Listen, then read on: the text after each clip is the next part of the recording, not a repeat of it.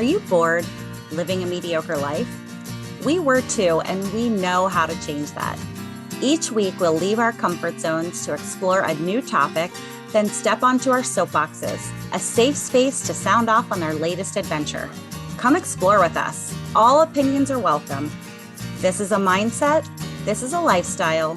This is Siren Soapbox.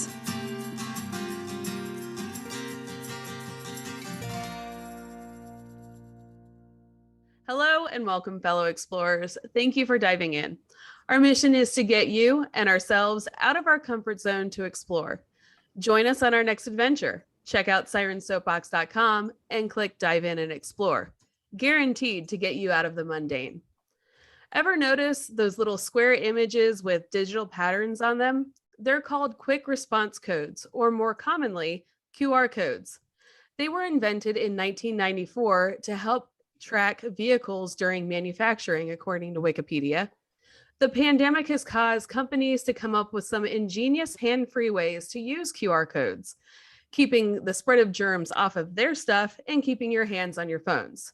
More restaurants are using QR codes for menus. Coca-Cola has developed the QR code for hands-free soda machine dispensing, and hotels apply the digital image to activate a TV remote on your phone.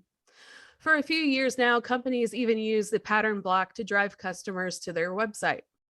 There is one company that is way ahead of its time, using the images to play a little game for well over a decade, called Munzee.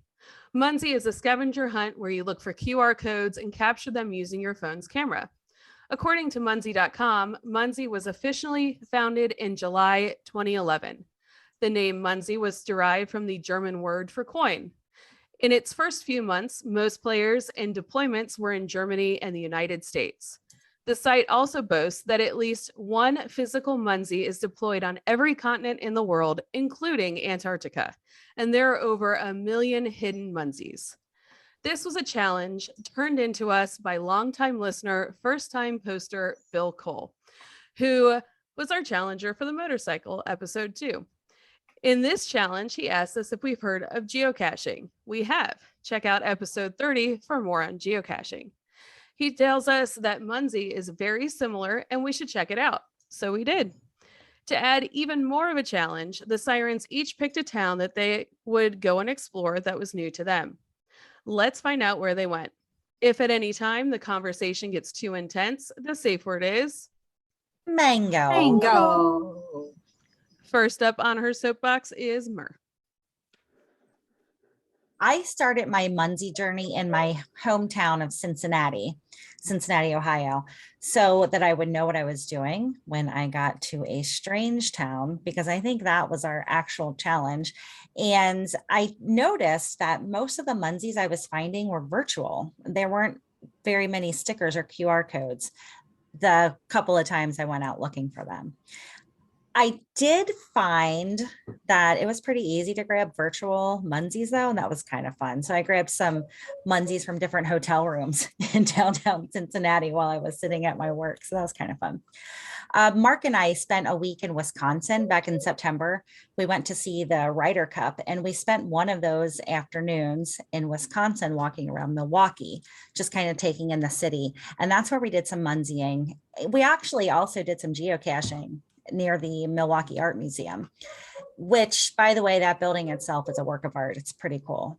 Unfortunately, though, we were only able to capture 2 Munzees that day, and they were virtual. All of the physical Munzees we looked for were no longer there. We did find a geocache though. It was sitting amongst the rocks on the shore of Lake Michigan. So that was kind of cool. If I'm comparing the 2 games, I do prefer geocaching to Munzee, maybe because of my experience. It's been mostly virtual, but each container of geocaching is different and they hold different surprises. And I really enjoy that. But I just didn't feel the same love for Munzeeing, but I did love exploring Milwaukee, and I may not have taken that river path if I weren't looking for Munzees.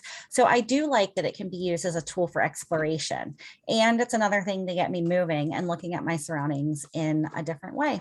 Sarah, where did you do your Munzeeing?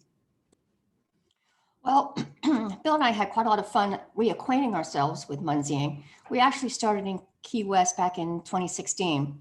I was trying to remember how we even found out about Munzee, and I can't, but we were walking around the streets in Key West back then, maybe drinking, and I remember having a great time capturing a bunch of greenies. Over 4 days, we found about 35 of them. Thank goodness for the history tab, right?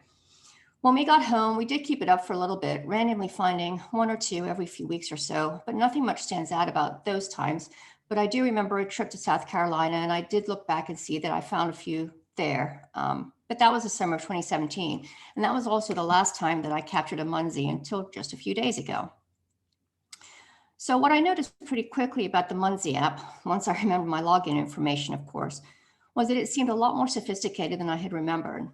As I looked over the tutorials, I saw all kinds of new things that I had never seen before. Clan wars, rovers, virtual Munzees, and of course, many things that you need to upgrade from the free app to premium to be able to access. We didn't delve into any of those things though. We started out just by finding regular physical greenies. What surprised me was how some of them hadn't been captured for years, and a couple we were the first to capture, and those had been deployed in 2014 or something like that. The second day we went out there, we had a little bit more time and daylight. And that day we started noticing some of the more interesting Munzees, including the virtual ones. Some of those were even in the middle of the highway. You could be 300 feet, away from those though. So we did capture them from the parking lot alongside the highway, but that could be a lot of fun going down the highway and trying to grab those as you go. I guess you'd have to have a rider with you. It'd be a little bit dangerous if you're driving. The virtual Munzees did seem to have a little bit more activity. We were disappointed to see that, like you mentioned, Mur, a lot of the greenies had been removed. Almost a third of the ones that we looked for yesterday were gone. But by the end of our day yesterday, we had almost doubled our total number of captures. We also deployed a few Munzees yesterday, which was pretty cool. A lot less blood, sweat, and tears in creating and hiding a geocache for sure. But you still get to come up with a cute name and everything, and you get notified when your Munzee is captured. So that's kind of cool. Seeing as we were out and about and we knew we were Munzeeing to compare to geocaching, we did open up the Geocache app, and we were pleasantly surprised to find that there were several micro geocaches right where we were. We found them and logged in their logbooks. First thing I realized, Munzee is much cleaner. Those geocaches were really grungy. And I think that if I had to choose between the two, Munzee would be my favorite for that very reason. And maybe also because of what happened to my geocache. Anyway, Jess, what did you find out? Well, this was my first experience with Munzee. I hadn't even heard of it before the challenge, and I thought it was really interesting. It did get me out exploring my new island, which was a lot of fun. It made it really easy to find Munzee in a strange town because they're all strange to me right now. No one asked me what I was doing there, but there weren't really a ton of people around when I was doing it, and a lot of them that I caught were virtual. I think I prefer geocaching because I like finding something physical. I didn't ever end up finding a physical Munzee. Also, Munzee was really confusing with the different types of captures, so if anyone understands those, please let me know, because I was super confused. I also thought a lot of the places there were virtual Munzees were dangerous, like the middle of streets and busy intersections. Like Sarah just said, you need a rider with you, which there was definitely no warning about these virtual ones as please have a passenger. So it was almost as if they were encouraging people to Munzee while driving. There were some on the backs of stop signs, so those weren't so bad, but there were a few just in the middle of busy intersections that didn't have sidewalks. So the advantage of the physical Munzees is that there's less chance of somebody stealing your hide, like I had with my first geocache, and I think all of us have had that experience with either people or raccoons stealing our geocache. So this makes it a little less likely for somebody to steal it. But there's just something about signing the paper log and leaving a trinket for someone and taking a little trinket that's fun. Maybe it just makes it more real, like a real treasure hunt. My favorite find was by a waterfall that I drive by every single day to and from work. I stopped there early one morning and watched the sunrise with my chicken friends, and it was a great way to start the day. I'll probably keep looking for them as I'm exploring my new home because the app makes it super easy and also doesn't require me to get muddy every single time. So, Elsie, what was your strange Munzee? So I had quite the adventure, a couple tries on this one, but I have been playing since 2012. And I'll admit that I never really got into it like I did with geocaching. More recently, I got into it with my nephew Royce. He loves finding the secret stickers. That's how we explained the game to him when he was about 3. And it was fun getting back into it again. The first town that we tried was Brookville, Indiana, and that was on our way back from viewing the Sandhill Cranes. Brookville only had 1 Munzee, so we captured that and added 2 more to the town before we left. We decided to try another town on another day to complete this challenge. Up next was Waverly, Ohio. Fun fact, it's next to PP County, and it has a creek called PP Creek. And yes, I have the humor of a 5-year-old. We had a drone job in Waverly, so I wanted to explore after our flight. And to our amazement, we had parked right next to a light post that had a Munzee. Had being the operative word here. We followed the rule of 3s for diving and quit after the 3rd missing Munzee. So then we decided to go to Chillicothe, Ohio. And I have driven through a few times, but never explored it. And it exceeded expectations. We had so much fun walking through the park, capturing codes. Then we explored the town. We saw a real antique, a phone booth complete with a 2017 phone book, a bank sign that said burglar alarm, a mini Statue of Liberty, and we ate dinner at the Old Canal Smokehouse with the most amazing fall off the bone, finger licking good ribs you will ever have. And then we got some sweets at Grandpa Joe's candy shop. It is the closest thing to Willy Wonka that you will ever get. Then I shared my experience online, and this is where the real magic happened. It started so many conversations with people. For instance, Lilac Tail Siren Audra knows the owners of the place where we ate dinner, and she even had a ghost story about the local theater. My aunt shared that she had been there, and to top it all off, my uncle told me that my grandfather helped open a store in Chillicothe once. And I never even knew that my grandfather lived in Ohio. So Bill, thank you so much for this challenge. Not only did I have a fun day of exploring, I got to learn more about my friends and family. Where did you explore, TC?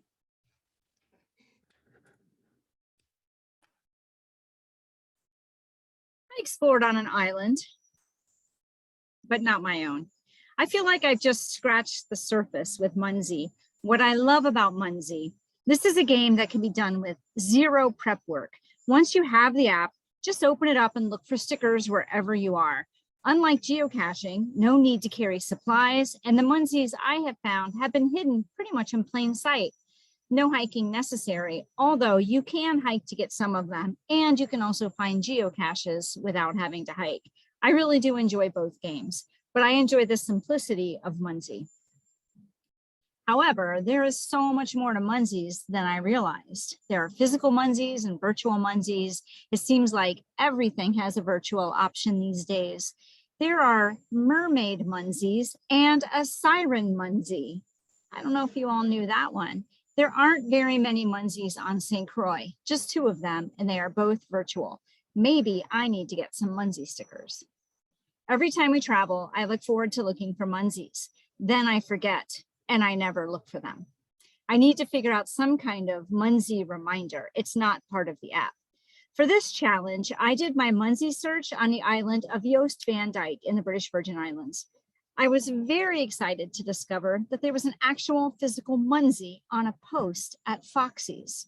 The description of where I'd find it was a very good description, and I was certain I was right there, but no Munzee. I checked a few other places, but I was certain the post I identified was the one. Everything there is covered in stickers, and it dawned on me that maybe there was a sticker over my target Munzee. I searched the post, now looking for a raised Munzee shape under another sticker, and I found it. I pulled back the sticker covering it, and there it was. This Munzee was deployed on November 20th, 2016, and I found it November 23rd, 2021, almost exactly 5 years later. Anyway, I like Munzee. This is something I want to explore a little more. I feel like the sirens should all hide some Siren Munzees. Maybe that could be a future challenge. Speaking of challenges, this episode, as mentioned, is the result of a challenge from Bill Cole. Without a doubt, our greatest fan, self-proclaimed, but we believe him. Bill is also my brother and Siren Sarah's husband. He is the kind of big brother who spent my childhood living on a pedestal that I created for him. He is also the kind of brother who has been my best friend through most of my adult life, my fellow phone philosopher and voice of reason. I always love an excuse to spend time with him, so I love when he sends us a challenge. Please join me in welcoming Bill Cole to this episode of Siren Soapbox. Hey, Welcome, welcome back. Bill. Thank you. That might have been an even better introduction than the last time I was on. Yes. Very nice. So yeah, this Munzee thing, somehow Sarah and I stumbled across this several years ago when we were the first time I remember doing it is when we were in Key West. And the thing that I really enjoy about Munzee, maybe even over Geocache, is a lot of times, like even around here where we live, you'll have somebody who is really into it and starts deploying a lot of stickers. And so you can go for a nice hike and go collect all of those Munzees along the hike. So rather than traipsing down along a sewer line and lifting off of a grate and pulling up a small vial like you do in Geocache, and then having to open the nasty thing up and sign a little piece of paper in there, it's a pretty clean, pretty easy way to explore and have some fun collecting different types of Munzees that have been deployed. So I think we had a lot of fun with it, and I think it is a nice, I don't know if it's a competitor or a companion piece to geocaching and some of the other virtual games that are out there for people to play. So I would say that they probably are competitors, like business wise, but I feel like they complement each other. I had a good time doing both of them together. I find that they're not really in the same area. I forgot to do it when we were in downtown Indy, and I totally meant to. I have the same problem TC has. I completely forget to pull it up. But if you're in a city, they're going to be everywhere, and you're not going to find them out hiking where you're going to find geocaches. So it depends on what you want to do. That's what I found as well. Yeah, actually, we yesterday, I guess, went around and we just opened up both apps and we found geocaches and Munzees. But you're right, there were not nearly as many geocaches in the area where we found multiple Munzees.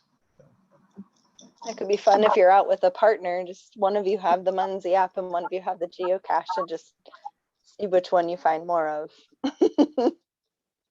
Be fun. Now, LC, when you were looking up stuff, I made some notes for tonight because I figured I did the challenge. I'd have some notes together. And then apparently you somehow raided my email and read down through everything, all my notes that I did when you did your intro. But yeah, thanks for doing the research for me, Bill. Yeah. One thing I found that I thought was pretty interesting, a couple stories, but this is about geocaching before we move on to Munzee. And geocaching apparently started, or it's has its roots in a thing called letterboxing, which is from the 1850s. And people would write stories, and then embedded in those stories were clues to different landmarks. And then you had to read the story and figure out what that landmark was and go and find something that was on that landmark, maybe something that was on a plaque or something.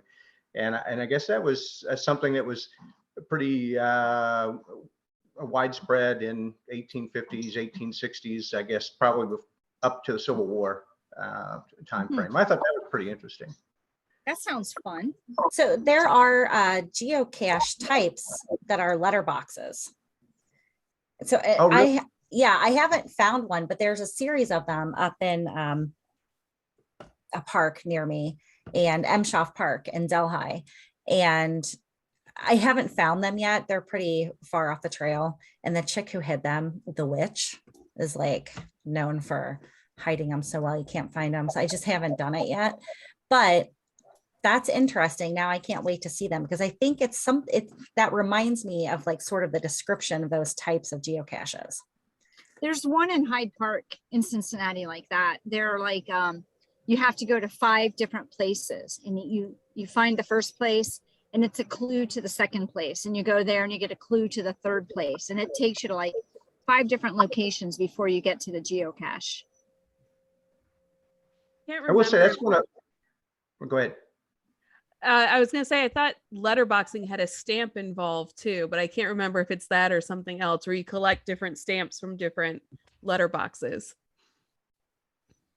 Something to look up. What were you going to say, Bill? I really don't know. Oops. That's awesome. So Well, what I did find when I was looking up some stuff for this as well, because of geocaching causing you to actually physically handle objects, there have been some concerns, and there have been some state laws that have been passed over the last few years in Virginia, South Carolina, and Illinois to try to restrict geocaching. In fact, in a town called Highlands East in Ontario, Canada, geocaching has been banned since April of 21. Because of COVID? Yeah, because there's no way to be able to ensure that the container is sanitized in between each person. So they just banned it.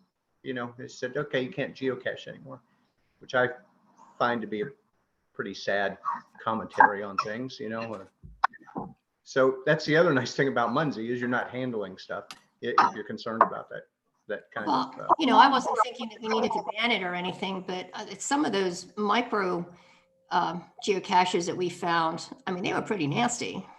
Yeah. And they're kind of gross. I was glad that we had some hand sanitizer in the car, not because of COVID, but because they were just gross and filthy. Yeah, they get all muddy and moldy and smelly. And I've had one where somebody peed in like a pill bottle, and like it's just gross sometimes before COVID. You're right. One of them was a kid's shoe, which I thought was kind of cute, but it was a kid's shoe.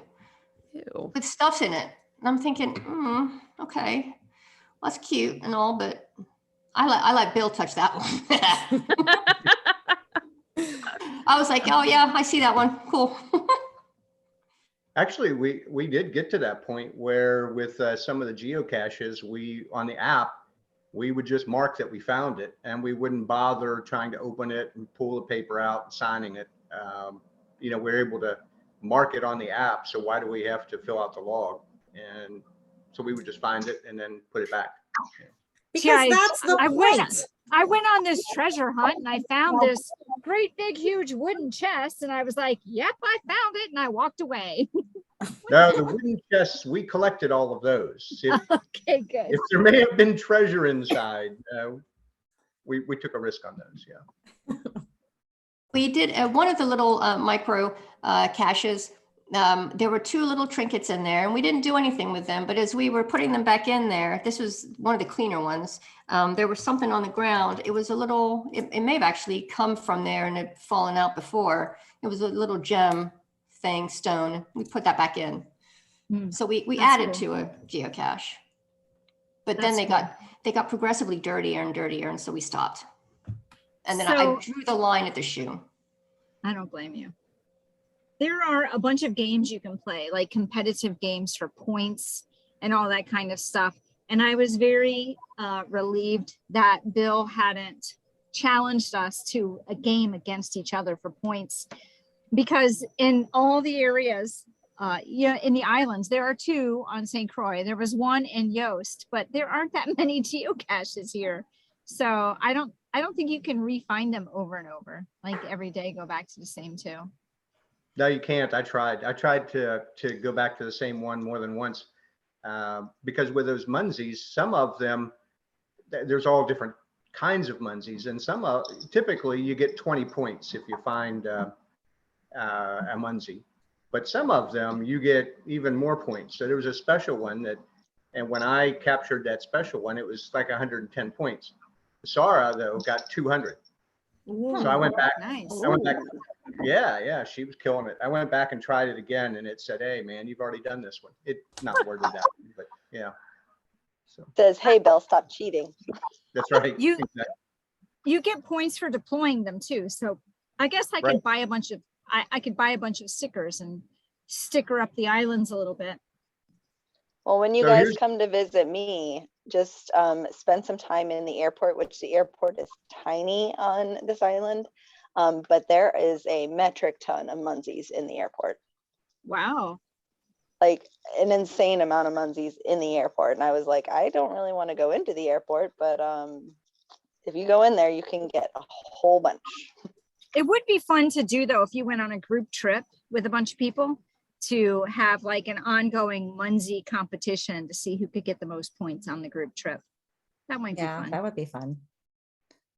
Yeah, I I can didn't. only sort of just scratch the surface of it though, because if you it seems like there are a ton of different things that you can do, all the Mhm. different kinds of games and like you said, the competitions and I mean, a ton of different rabbit holes that you can go into with it. Yeah. I've never understood the point system or the like motels. There were a couple that were special that were called motels. And then is that like the Siren and the Mermaid one, TC? Is that Let me see. Let me find it again. And there were Just- construction ones. You could do construction, all kinds of things. yeah, I feel like you could waste a lot of time and a considerable amount of money. Mm-hmm. It's 50 points to deploy a siren and 500 points to capture one. Hmm. And Right, we're Anytime- expensive. that's right. Anytime someone captures one, the owner gets 50 points. So if you deploy a bunch of Munzees, like I'm looking at the other mermaids, you get 200 points, 200 points, 200 points. So the siren is more than double all the other mermaids. There's a mermaid, a hot spring mermaid, and a Melusine mermaid. I'm sure I mispronounced that. Hmm. And you said there was one that was deployed 5 years ago, TC? The one I found was Yeah. deployed November 20th, 2016. Okay, that was like right after when it peaked. According to Google Trends, Munzee peaked around 2014 and it's been on a steady decline ever since. And geocaching is way above Google Trends compared to Munzee. Munzee was just barely a blip on there. So it's not as popular. I don't get it because I Aw, think it's poor fun. Munzee. I know. Well, it's confusing. The- All the different kinds. Yeah. Yeah, we found a bunch of them that had been deployed in 2014. In fact, I think most of them. And the funny thing is, the guy that deployed a large number of the ones that we found had like 745,000 finds. Wow. God. And you could tell he was still very active. He or she was still very active with this. But when I saw that 745, it actually gave the full number, but it was over 745,000 finds. And I will admit, I do enjoy doing the Munzee, but part of me thought, how do you stay motivated to get 750,000 finds? I'm not sure how you stay interested long enough to do that. Wow. Maybe he's competing against other people. Well, yeah, I'm sure. And that's the other thing with the Munzee is you can join clans and you can stage wars against each other. And I mean, it's there's a lot more than just going on a hike and looking for QR codes on the back of a stop sign. I had no idea. Yeah, I didn't. Oh, sorry. Go ahead, Elsie. No, you can finish your sentence. I didn't dig into it that deeply. I got a little overwhelmed when I opened the app. There was a lot going on. And even now I like opened it up while you guys were just talking to look for those, the Siren Munzee. I don't even know where to look for it. Maybe, and that makes me feel a little older than I really am and a little sad that I can't figure out an app. So When you come to St. Croix, you can open the Munzee app here and you will not be overwhelmed. The lack I was of. like, is this thing working? Hello, hello. Don't open it in the airport here and you'll be okay. There's a good amount kind of scattered around other than the airport. That's just insane. The airport's literally 2 terminals and like 10 gates. So the amount of Munzees that are in it is just crazy. I think there were a couple of you guys that said that they were missing Munzees. Mm-hmm. Does anybody feel that placing stickers on the back of, signs like stop signs is kind of like vandalism in some way? It's funny that you asked that, because when we started doing geocaching again, which was somewhere around episode 30, if anybody wants to go back and watch that episode 30 is your geocaching one. When we started, yeah, I was shocked at how many rules there were for geocaching. The last time that I had done a geocaching before that episode 30 was several years ago, and Tracy and I and some other friends did that, and I had to print off from a computer, because there was no GPS in your phone at that time, and I had a handheld GPS unit, and it gave you coordinates, and you had to try to track it down and then read the code. So we're carrying around printed paper and this handheld thing looking for them. And you could put them virtually anywhere. I mean, there were no rules really to deploying these things. And then when we started again last year and got into it, there were so many rules for deploying geocache, which is another reason I like Munzee, because I didn't see any rules. You could put stickers anywhere you wanted, and I kind of like that. I don't like a lot of rules. So I agree. And when I tried to hide my geocache, all of the rules, that was overwhelming to me. And I got turned down for every single place I tried. Mine is still sitting on my kitchen counter. It's a good cache because no one's found it yet on my kitchen counter. Well, it probably won't get stolen from your kitchen counter. Oh, Yeah, so Sarah, tell us about yours. It's gone. I don't know. Wait, did you steal my geocache? Oh, not yet. Oh, okay. Oh, like, I mean, no, of course I was not. like, maybe I need to go lay eyes on my geocache. No, mine, I got a couple of notifications because I would get notified that mine was, found, thank you, cool, whatever. And then I got a couple of can't find it. And I was thinking, how come you can't find it? How? It's right there. And so I went to look for it and I was like, it's not there. And sure enough, it was just gone. So that was a little disappointing. And I can't see myself going to the time and effort to putting another one together just to have it go, whether it was taken by a groundskeeper that didn't think it should be there or by some kids messing around thinking that it was cool to steal. It doesn't really matter to me. Either way, it was a lot of effort for a bad outcome. The good thing that came out of it is one of those Geotab coins. I think that's what they're called. Geotab? No. Yeah, is it? It's a coin. Geocoin. My Geocoin, I can't remember now, but it's been everywhere. It's traveled thousands of miles.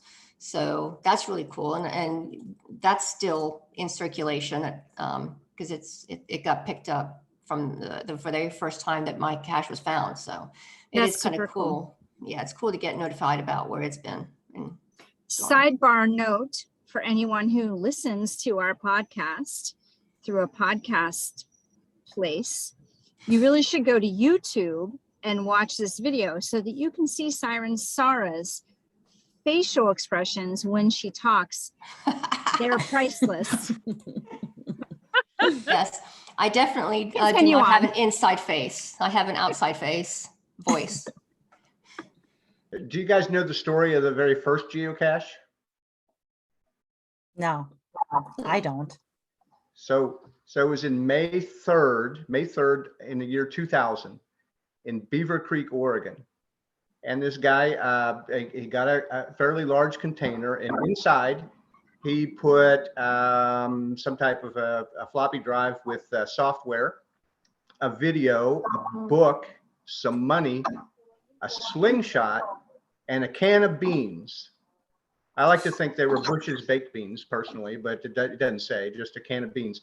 And so he took this thing out in a field and he partially buried it. So the top part was sticking up, and there was a lot of grass and stuff that's grown up around it. And that's where he hid it. It was found, I think, 3 times. And then the 4th time, it was found by a lawnmower. The guy a groundskeeper, somebody came up to clear out all those weeds. A lawnmower hit it and destroyed everything except for one item. Anybody want to guess? Beans. The Bush's baked beans. Beans, yeah. And that's the story of the first geocache. So even that very first one didn't last very long. Well, I don't know if you guys remember, but the first one I put out was it was vandalized by raccoons. And my very first geocoin that I bought is totally missing in the woods somewhere. Not missing. It lives with a raccoon somewhere. It's their treasure. That's right. It right. made its day. Probably did. The cool thing My about coin's Munzee gone is too. if you happen to see one of those little QR codes on the back of something and you don't have the Munzee app, so if somebody's just wandering around and they see it, if they've got a QR app, just any of them, and they zap it, it pulls up the Munzee The game. website. So it's kind of cool. You know, Yeah, that's true. you That's don't true. have If you see a box in the woods and you don't know what it is, then there's no real way to figure that out. unless somebody writes on it in really clear letters, this is an official geocache, please do not remove. Which is in the very long list of rules. Mm-hmm. They specifically tell you what to write. It's true. Jess, So what people happened to don't just yours? Take it. My first geocache got stolen, and the one that had the coin in it. So my mermaid coin is gone forever. I mean, I had hoped maybe somebody would take it and actually log it. And but no, I have checked on it, and it's probably under some kid's bed now at this point. But then I replaced it. I haven't checked on my Thought he cache was gonna. recently, actually, because it's still in Ohio. But it did. I mean, last time I checked before I moved a few months ago, it was still going strong. Because I was like, I should Good. check on it one more time before I leave, and then I didn't get around to it. Mur, did you redeploy your geocache? I did. And that one was just found in December. It's still going Nice. strong. I have 5 geocaches hidden and 4 of them are in good shape. One of them maybe needs some maintenance. So I'm going to have to go check that one out. But I also had a Kraken geotag that I stuck in the last one I deployed, and he was just logged in Georgia 2 days ago. Oh, What? cool. That's awesome. Yeah. So that's kind of fun. I think we got about a 50% success rate almost. Mine was the first time I had to move it because it was not, it was breaking the rules. And then I was getting all these messages that people couldn't find it and that the GPS location was off. And then so many people complained that they made mine be taken down. So no success there, but I think I'm going to do more with the coins. If I live closer to where I could hide geocaches, I'd do it more. We need people to deploy geocaches so we can have fun and find them. There's I'm a just ton of not them good at on the it. bike trail, Elsie. There's a ton But- on the bike trail. Just put a couple on there. Well, It might that's the be hard. problem. If there are that many on the bike trail, they have to be like at least 1/10 of a mile away from each other. So Yeah, I just that can added be mine to difficult. like one of the ends. There's like a big chain of them in one section of the bike trail, and I just went on to one of the ends, and I was like, all right, this is far enough. There's one called it's a solar system series of geocaches. And it was like, this is theoretically the distance between Earth to Mars or whatever, and then Earth to another planet. So they broke it down to a smaller scale, which was kind of cool. You learned a little something along the way. That's cool. That is cool. So just to add some fun to this, I looked up the Munzee stickers, because I think I will buy some and deploy some. And for 50 Munzee stickers, they are $5.55. I Whoa, guess you that- have to buy them. magic So numbers. Magic. It's magic. Totally PC buying those. Already bought them. Add to cart.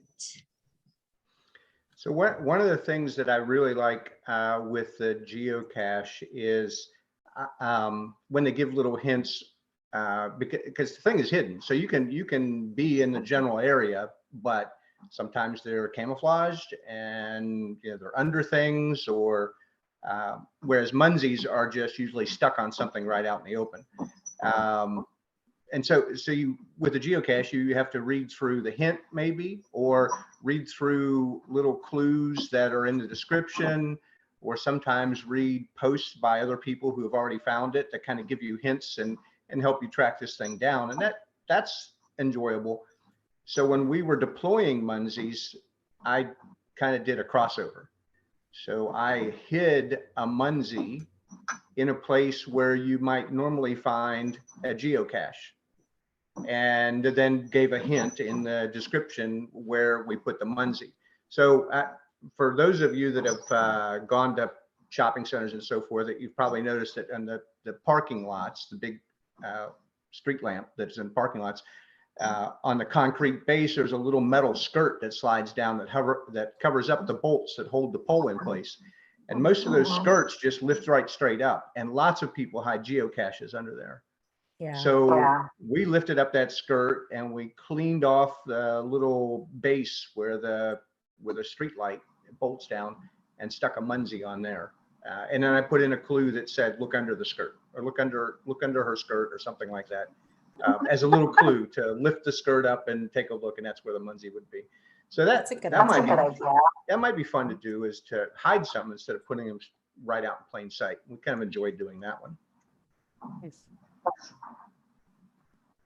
I might put some Munzee stickers inside my geocache. Oh, Oh, what if That's smart. geocaching has a rule against that? Mm. It probably does. there's a very good chance there's a rule against that. Yeah. That's a good idea though, Tracy. It's scavenger hunt inception. What? Ooh. It's funny, if you start looking up just to try to get some facts about geocaching, I was surprised how many articles I came across where people died while geocaching. Mostly, I guess, and that's probably why more and more rules came out. But yeah, just doing ridiculous things like trying to hide one partway down on the side of a cliff, and things like that. There's even a story about one that had been blown up by a bomb squad that was planted near a school, outside a school building, and they saw this box they didn't understand, and so they called the police, and the bomb squad came and they blew it up, and turns out it was a geocache box. God. There was a story floating around the geocache, between the geocachers on the side of town. Apparently there was one, it was a geocache underneath a skirt in the KFC parking lot.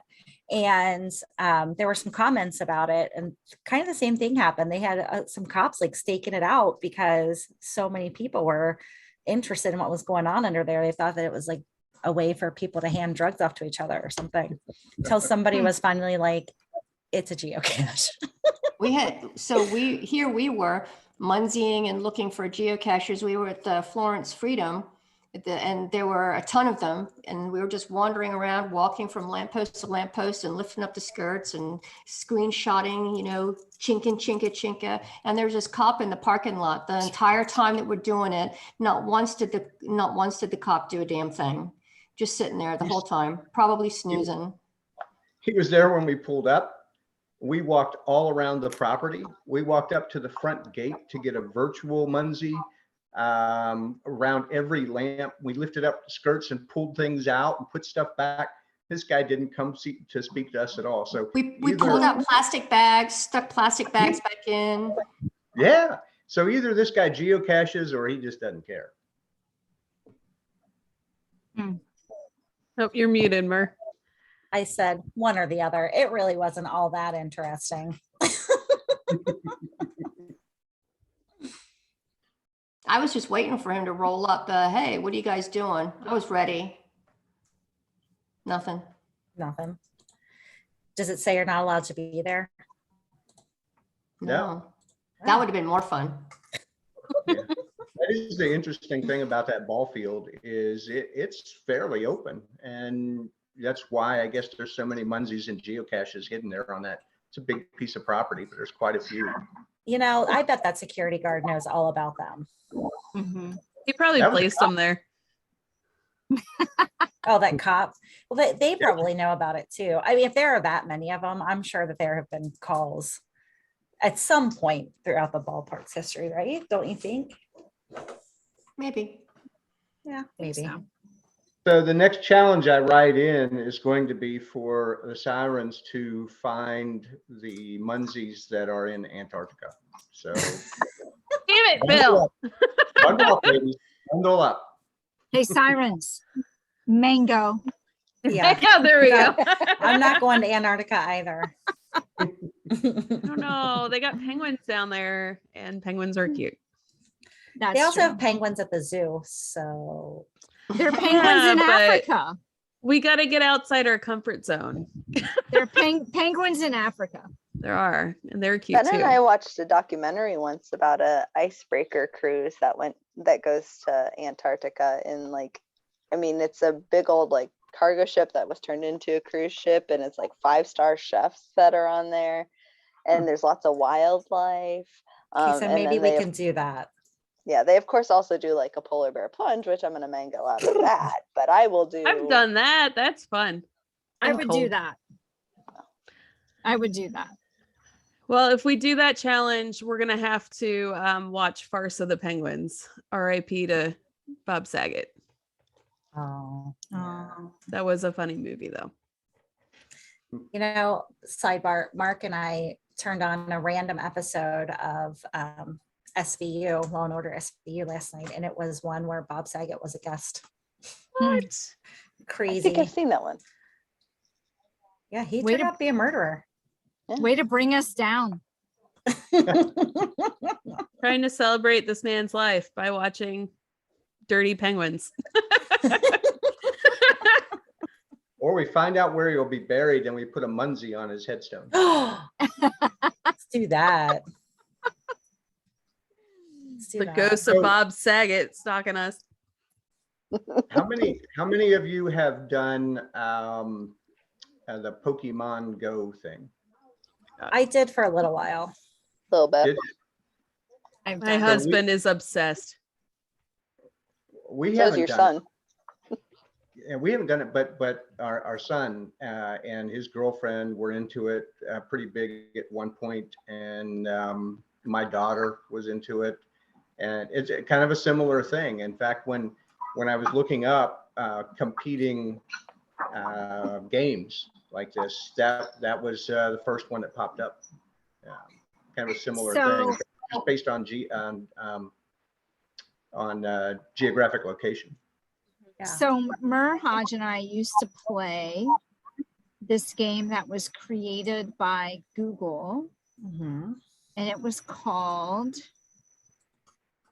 And so you had to, when you started the game, you had to choose if you were on the Enlightened or the Resistance. And the general thing about it is that they're trying to speak to aliens who are supposedly going to provide this great enlightenment to humanity, but the resistance thinks they have bad intentions and they're fighting the whole process. And you have to go capture these locations, but I can't remember the name of it. I'll see you after Ingress. Jack. Trying to Ingress. ask Jack. Ingress. Ingress. That's it. And Ingress. so when it came out, you had to get an invitation to play. Like they took that whole scarcity thing to an art form, because so many people I knew were like, did you get an invitation? And then someone would post on Facebook, I got an invitation. And we're all just like, oh, where's my invitation? Tracy, I remember you kept trying to get me to join in and do that, and I Oh. didn't. You know what? We were so engaged in that game that we would start playing at like after dinner. And then it would be dark and we would be like, whoa, what time is it? It would be like 2 a.m. and we would still be out trying to capture forts. Do you remember that, Mer? Yeah, I do remember that. It We was were, like, stupid. Like during the traipsing around. week. We were like traipsing around downtown and Mer's like, someone just captured the University of Kentucky. Let's go. It was NKU, not NKU. UK. Well, I don't, whatever. So we got in the car and drove to NKU to recapture the fort. Oh my gosh. It was insane. fun. My son was in high school at the time and he would go out with me sometimes and blow up stuff or capture stuff. It was fun. I'm installing the game right now. See if I still am on the resistance. It's Ingress, still a thing. I had the same username for Ingress as I have for Munzee, so it must have all been around the same time frame. So I asked you guys this during the DNA episode. Did you guys read the fine print on any of this apps? Because I'm sure we're selling our geolocations to all these third-party companies. I did not. And at this point, I just don't care. I just can't care that much, Elsie, about they know who I am and where I am. I just can't care about it that much anymore. The thing is this, at some point, if we're all running from the government, we're going to ditch the phones altogether. Fuck yeah. It's You going to have be to. just this girl and Yeah. a bat covered in barbed wire. They're going to know the second you've done something wrong because you'll have ditched your phone. The Well- thing is, even if they are using this stuff to track us, they can't kill us all. That somebody has to pay taxes, so they can't kill us all. Bill, that is a great point. Well, let's leave our listeners with a challenge this week. We want you to go ahead and download the Munzee app. It doesn't cost anything. And then get out and explore either in your own neighborhood or in a strange one. And then tell us about your experience by using the hashtag Siren Soapbox on all the social medias. Thank you, Bill, for this challenge. It was a really fun way to get out and explore. Yay, Bill. Thank you. Thank you for accepting the challenges I send in and for letting me join you tonight. I love it. And I am your greatest fan. So I wonder if Mark would argue with you. He probably would, at least to my face. Thank you, fellow explorers, for listening to this episode. Check out our website, sirensoapbox.com, to find out what we're up to next, and hopefully we'll convince you to explore along with us. Until next time, dive in, stay curious, and be happy.